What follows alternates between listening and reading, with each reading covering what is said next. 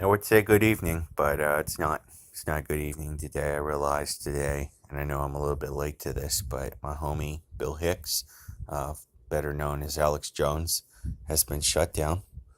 He is no longer spreading his conspiracy stuff, and that makes a sad day for me because I enjoyed watching his channel, mostly for the lulz, but also because every once in a while he would say something that was 100% right, and almost all the time he gave me a perspective to look at things that is not my own, and that he would explain things in a way that make you think.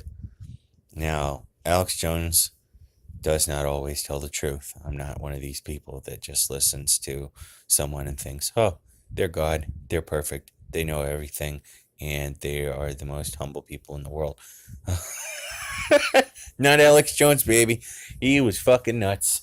Um, yeah, he went off the rails quite a few times, but I don't necessarily think that he was doing it by himself. I think he had some push to help him go off the rails a little bit, and that's where I want to go ahead and get into. I guess the conspiracy theory that I believe. I do believe that there are groups of extremely wealthy, extremely powerful people that are trying to manipulate society. I think there's enough evidence to prove that. Um, can I name these people? Maybe a few, but not exactly. I don't know exactly who all our rulers are.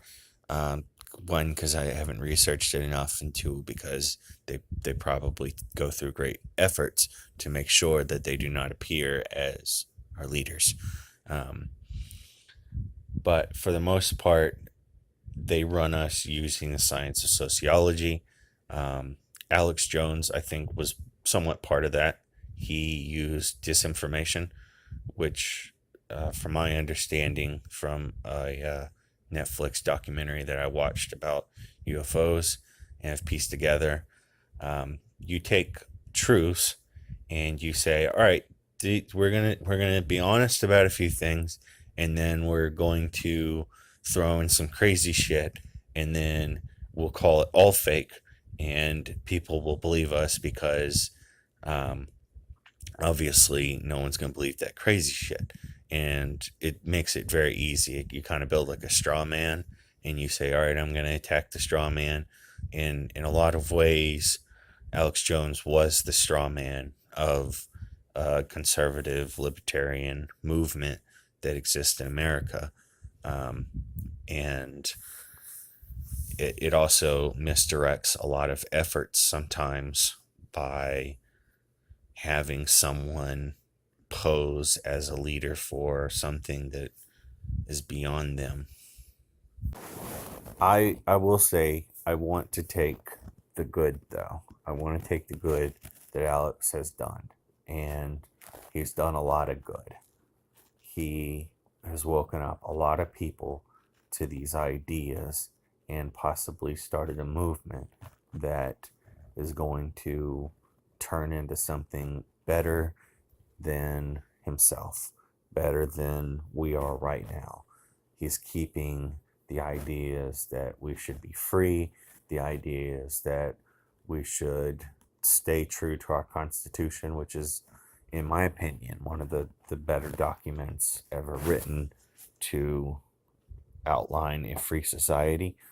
Um, I, I'm just all about freedom. I'm a libertarian, and Alex supports a lot of libertarian ideas, and he exposes things sometimes. He lies about a lot, but he exposes a lot of things that we need to be very wary of and need to take good action on, that um, whether it be the engineers or just society as itself, have decided not to pay attention to. Um, Decisions need to be made with the real information on the table. And if you don't have all the information on the table, whether it's coming from some nut job that's screaming about frogs or it's coming from somebody that's on the ground reporting, it doesn't matter. You need all the information on the table to make a clear, concise decision.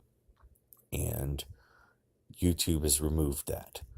Now, I'm not going to get into whether they're legally right, because they probably are. I'm sure they got a bunch of fucking lawyers. I'm not going to even get in whether it makes sense for them to make the business decision to get rid of Alex. I mean, who knows? Maybe this is going to help YouTube make a lot more money. Whatever. But I think, based off of my principles, they made a bad move. And it's interesting. I'm still uploading, and I'm still going to use YouTube as a platform. Usually I advocate voting with your dollars and your cents, right? And but I think that YouTube is a little bit too big and is still a little bit too free to abandon for making this mistake. That's why I'm voicing my opinion. I think that it's bad that they got Alex Jones cut off of YouTube the way that they did it. I think it's bad what has happened. And I think it's also one of the big things that you need to do in your life that works really well is stress test. If you stress test things, you find whether they work or not.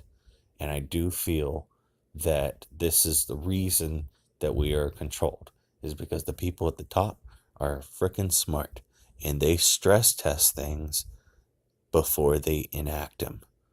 And that's one of the things that Alex got correct. They take scenarios and they run them in areas and they figure out what works. The military does this. Companies that are successful do this. They have a small focus group and they're stress testing our reaction. The people that form to a lot of the principles that Alex talks about, they're stress testing us. They're saying, hey, can we get away with this? What is the reaction? It's up to us to respond. So this is my public response. Toodaloo.